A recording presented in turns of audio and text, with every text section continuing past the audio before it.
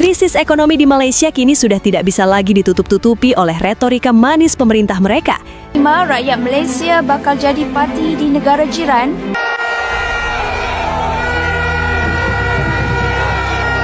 Malaysia meraih kedudukan tertinggi dalam petunjuk ekonomi Islam global selama 12 tahun berturut-turut. Ranking daya saing dunia, Malaysia terus melonjak. Malaysia melonjak 8 anak tangga ke kedudukan 15 daripada 70 ekonomi dunia. Ni ada satu berita yang betul-betul memberikan kejutan kepada Malaysia. Malaysia hancur keakibat Indo karena Pak Prabowo. Lagi-lagi statement itu guys yang membuat kita gelak. Geli tu. Malaysia tak payah banyak bicara. Malaysia tak payah menjatuhkan negara lain geng untuk dia naik ke atas puncak. Tidak seperti negara kita ya yang selalu menjelekkan negara Malaysia. Akan hancurlah kasar Prabowo.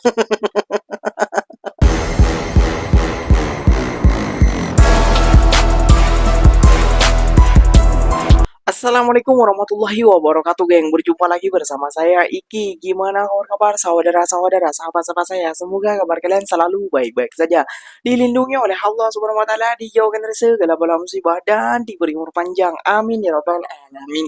Oke, yang seperti biasanya di video kali ini Ikinya akan nge-reaction beberapa video yang telah di-tag maupun yang telah terjumpa di TikTok.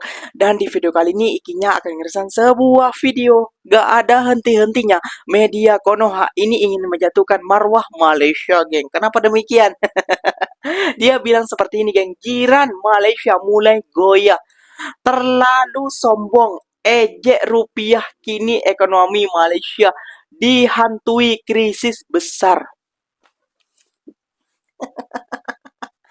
Aduh, janganlah buat lawak, janganlah buat kelakar kayak gitu ya, geng. Ya, ini ya Allah ya Rabbi, ada saja ya geng ya. Yang video tahun lalu diupload lagi geng di media sosial. Seakan-akan Malaysia betulan krisis geng.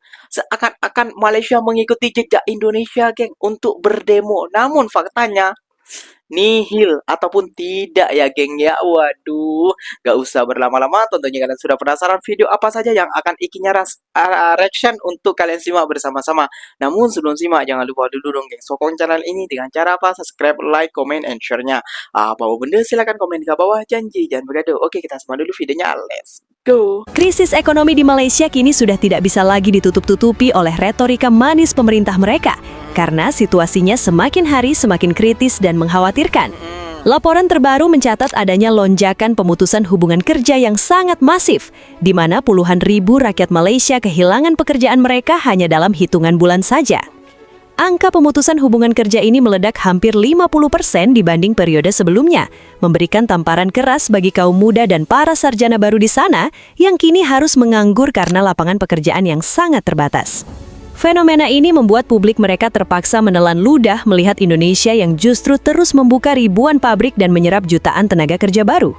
Lebih parah lagi, sektor manufaktur dan pembuatan yang selama ini menjadi salah satu penopang utama ekonomi Malaysia dilaporkan mulai rontok satu persatu akibat tidak kuat menahan beban.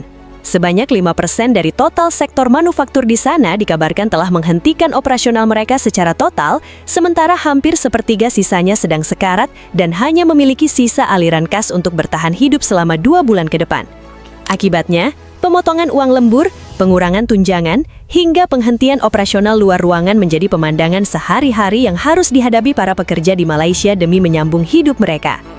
Beban hidup yang semakin mencekik di Malaysia dipicu oleh kenaikan inflasi keras yang bergerak jauh lebih cepat daripada pertumbuhan upah nasional mereka. Warga di sana kini harus bergelut dengan mahalnya harga makanan pokok, biaya transportasi dan ongkos pengiriman barang yang meroket tinggi. Survei independen terbaru bahkan mengungkapkan bahwa mayoritas responden dari puluhan ribu masyarakat di sana dengan tegas menyatakan bahwa kondisi ekonomi negara mereka terus bergerak ke arah yang jauh lebih buruk. Realitas pahit ini membuat klaim-klaim hebat pemerintah mereka di media massa terdengar seperti lelucon yang hambar bagi rakyat yang sedang kesulitan keuangan. Fenomena keputusasaan ini akhirnya memicu gelombang eksodus atau pelarian massal warga negara Malaysia ke luar negeri demi mencari kehidupan yang lebih layak. Data resmi menunjukkan angka yang sangat mencengangkan, di mana lebih dari 60.000 warga Malaysia memilih untuk melepaskan kewarganegaraan mereka dalam beberapa tahun terakhir ini. Karena fakta-faktanya cukup mengejutkan. Ramai orang bukan Melayu rasa terpinggir dan akhirnya kurang semangat nak tinggal atau melabur di sini. Masyarakat Cina sebenarnya rajin bekerja, tapi tekanan dasar dan peluang yang terhad buat ramai bakat muda berhijrah ke luar negara. Kaji selidik turut menunjukkan daripada keseluruhan lebih 35,000 responden, 39% melihat situasi ekonomi negara bertambah buruk, 38% mengatakan bertambah baik dan 23% responden lagi mengatakan tiada perubahan. Ketidaktentuan ekonomi global terus memberi tekanan kepada isi rumah Malaysia dengan inflasi keras yang kita lihat kekal tinggi dan kos sara hidup yang meningkat lebih cepat daripada pertumbuhan gaji. Kebangkitan yang seterusnya sehingga Malaysia jatuh miskin. 2025, rakyat Malaysia bakal jadi parti di negara jiran. Bagaimana semua ini mungkin berlaku? Jom kita kupas.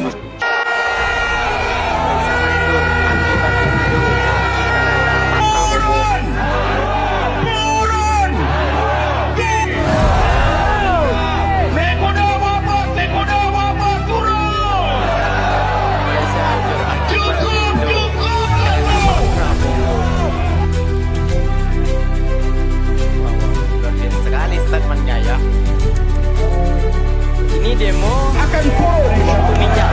Tata kelola sekarang ini sudah jadi tata ke laut.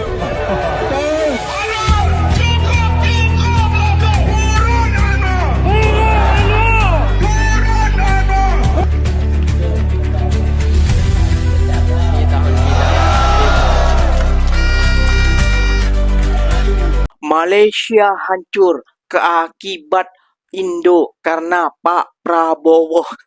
Lagi-lagi statement itu, guys yang membuat kita gelak. Geli tu.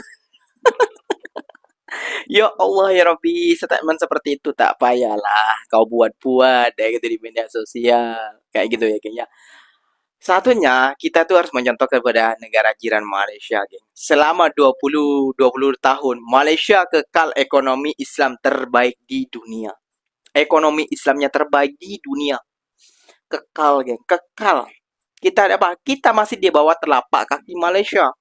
Jadi gak usah membuat seakan-akan Malaysia hancur. Terus Malaysia hancur akibat Indo karena Pak Prabowo. Kau ni buat geli orang Malaysia aja lah. Betulan. Orang Malaysia tuh, ini orang-orang Indonesia tak ada kerja ke? Sampai pening, sampai pusing ke? Kalau Malaysia itu ekonomi kita baik saja, gak mungkin orang-orang Indonesia tuh berlomba-lomba untuk datang ke Malaysia, untuk naik perahu, untuk naik sampan, dan lagi satu, untuk naik tongkang dan jalur tikus dan lain sebagainya lah. Kayak gitu ya, geng ya. Nah, sekarang Eki-nya akan mereaction beberapa video ini yang akan memukul fakta yang sebenarnya. Let's go, kita simak bersama-sama. Malaysia meraih kedudukan tertinggi dalam petunjuk ekonomi Islam global selama 12 tahun berturut-turut. Ia mencerminkan kekuatan ekosistem halal negara, terutama dalam memudah cara perdagangan, kecemerlangan pensijilan dan pembangunan industri. Menurut laporan State of the Global Islamic Economy, Malaysia menduduki tempat pertama dalam makanan, keuangan Islam dan farmaceutical serta kosmetik. Ini selain mengekalkan kedudukan teratas merentasi 6 sektor ekonomi Islam. Kepimpinan berterusan Malaysia dalam ekonomi Islam global membuktikan komitmen memacu ekonomi halal berdasarkan kualiti, kepercayaan dan nilai etika. Ekspor halal Malaysia turut meningkat 10.9% bernilai 68.5 bilion ringgit tahun lalu. Industri halal kini menyumbang 4.3% kepada ekspor negara, mencerminkan permintaan global yang kukuh dan mampan untuk produk halal Malaysia. Ranking daya saing dunia, Malaysia terus melonjak. Malaysia melonjak 8 anak tangga ke kedudukan 15 daripada 70 ekonomi dunia. Tahun 2024 kita di tangga 34, tahun 2025 naik ke tangga 23 dan kini tahun 2026 naik lagi ke tangga 15. Ini daripada penilaian antarabangsa melihat prestasi ekonomi, kecekapan kerajaan, kecekapan perniagaan dan infrastruktur. Penarafan ini gunakan data luaran serta tinjauan eksekutif kanan dalam ekonomi dunia. Maknanya apa? Maknanya keyakinan terhadap Malaysia sedang kembali. Di bawah kepimpinan Anwar Ibrahim, Malaysia bukan hanya bercakap tentang reformasi. Malaysia sedang menunjukkan hasil reformasi dan momentum ini perlu diteruskan. Ini bukti bahawa kestabilan politik, dasar ekonomi yang jelas, reformasi pentadbiran dan kerjasama erat antara kerajaan serta sektor swasta sedang membina semula kekuatan negara. Sebab itu kita kena jujur. Ada pihak hari-hari kata Malaysia gagal. Hari-hari kata kerajaan tidak buat kerja. Hari-hari jual ketakutan, kemarahan dan politik sempit. Tetapi dunia sedang melihat Malaysia dari sudut yang berbeza. Pelabur melihat potensi, industri melihat peluang, pasaran melihat keyakinan dan rakyat akan mula merasai kesannya apabila pelaburan masuk, pekerjaan berkualiti diwujudkan dan ekonomi negara terus diperkukuh. Malaysia belum sempurna, masih banyak perlu diperbaiki.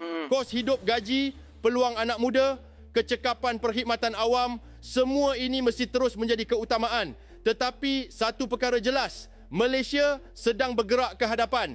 Dan kalau kita mahu Malaysia terus naik, bukan berpatah balik, maka kepimpinan Anwar Ibrahim mesti diberikan mandat yang lebih kuat untuk meneruskan reformasi ini dalam penggal kedua. Ni ada satu berita yang betul-betul memberikan kejutan kepada Malaysia. Wah. Saya nak bagi tahu ke tak ni? Bagi tahu je bang. Okeylah. Biar koyak Bagi lah. tahu je lah. Malaysia berjaya melonjak 8 anak tangga dalam IMD World Competitiveness Ranking 2026 dan sekarang ni berada di kedudukan ke-15 dunia daripada 70 negara yang dinilai. Dan lagi satu, ini sebenarnya adalah pencapaian terbaik Malaysia sejak ranking ini diperkenalkan. Jadi ini sebenarnya adalah satu sejarah istimewa untuk Malaysia juga. Dan ini juga bermaksud kita sekarang berada dekat tempat kedua ASEAN selepas Singapura. Wow! Basically, IMD World Competitiveness Ranking ni apa benda? Okey, dia adalah satu petunjuk yang mengukur sejauh mana sebuah negara tu mewujudkan persekitaran yang baik untuk perniagaan, pelaburan dan juga pertumbuhan ekonomi. Jadi, bila ranking kita naik, apa maksudnya? Jadi, maksudnya daya saing negara kita ni makin baiklah. Dia juga bermaksud Malaysia semakin menarik untuk pelaburan, perniagaan dan penciptaan pekerjaan. Dan kalau kita tengok perjalanan dia memang agak luar biasa. Pada 2024, Malaysia berada dekat tangga ke-34, naik kepada ke-23 pada 2025 dan sekarang naik lagi ke tangga yang ke-15. Jadi apa yang membantu lonjakan ni sebenarnya? Antara faktor yang paling penting adalah prestasi ekonomi yang semakin kukuh, perdagangan antarabangsa yang aktif dan juga kemasukan pelabur asing yang berterusan. Malaysia dapat skor 78.4 mata untuk kategori prestasi ekonomi dan berada dekat kedudukan keempat terbaik dunia tau. Bukan main-main. Lagi satu saya nak tentu tentang kecekapan kerajaan juga meningkat daripada tangga ke-25 kepada ke-14 manakala kecekapan perniagaan melonjak daripada tangga ke-32 kepada ke-16. Untuk ini selain daripada leadership PMX sendiri, saya fikir kita kena bagi kredit jugalah kepada Kementerian Perdagangan, Pelaburan dan Industri Malaysia ataupun MITI. Dan guys, jangan lupa Malaysian Investment Development Authority ataupun MIDA yang saya percaya menjadi antara penggerak utama dekat belakang tabir. Even MIDA sendiri kalau kita tengok sejak kebelakangan ni banyak meletakkan usaha untuk meningkatkan kecekapan ekosistem perniagaan dekat Malaysia. Malaysia tak payah banyak bicara.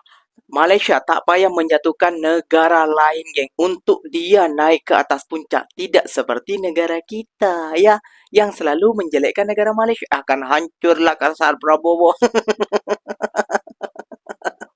Apa benda ni? Media Indonesia sibuk memikirkan negara Malaysia. Gimana untuk menghasut para netizen-netizen Indonesia. Namun media Malaysia bangga dengan pencapaian negara Malaysia. Bangga untuk membanggakan rakyatnya, untuk mensejahterakan rakyatnya. Bangga mereka, geng.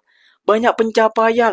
Contohnya di itu hari saya cakap ya, ikinya bukan di Timur Tengah namun di Asia juga, di perbatasan mana dah lupa ikinya, Rusia dan Cina kayak gitu punya di pertengahan itulah. Itu yang mengelola gas adalah Malaysia, Petronas geng. Kayak gitu ya gengnya. Malaysia tak payah banyak cakap namun butuh bukti nyata. Namun tidak seperti pemerintahan kita. Kita akan antek-antek asing. Namun apalah daya geng. Sampai sekarang pelabur mana yang mau melabur ke Indonesia? Cuma datang sini datang sana saja, geng. Namun apa dapatnya? Mana dapatnya? Gak ada, geng. Cuma cakap saja besar. Bukti tak ada. Nah, itulah, geng. Kita harus belajar dari sini, geng. Tak payah menjatuhkan nama negara orang untuk kita terbang ke langit. Nah, oke, geng. Mungkin videonya sampai di sini saja. Semoga video ini bermanfaat dan semoga kalian suka dengan video-video ininya. Terima kasih banyak buat kalian yang telah like, comment, and share-nya. Apa benda silahkan komen di bawah. Janji jangan bergaduh. Ikinya pamit undur diri dulu. Assalamualaikum warahmatullahi wabarakatuh, geng. Berjumpa lagi tahu di mana di next video. Bye-bye.